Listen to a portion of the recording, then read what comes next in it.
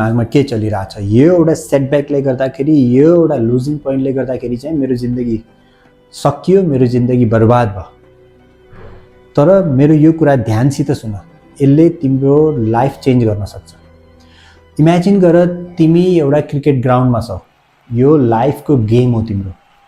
यो लाइफको गेममा रुल थोरै फरक छ। के फरक छ त भन्दाखेरि पछाडि कुनै पनि विकेट छैन, कुनै पनि विकेट किपर छैन, आउट दिनको लागि अम्पायर छैन, क्याच लिनको लागि कुनै पनि प्लेयरै छैन। यो लाइफको गेम हो। अगाडि को छ त? लाइफ छ तिम्रो अगाडि। लाइफले बल फालिरहेछ।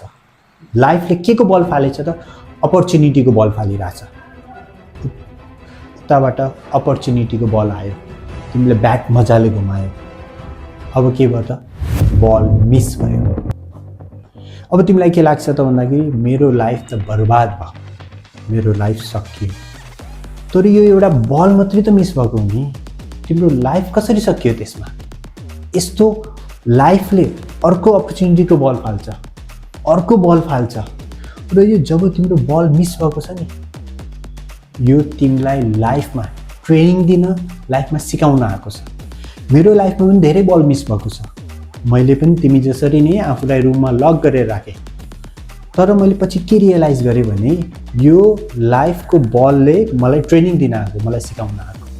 सो त्यसले गर्दाखेरि यो तिम्रो लाइफको एउटा ट्रेनिङ मुभमेन्ट हो, जहाँ तिमीलाई लाइफले सिकाइराखेको छ।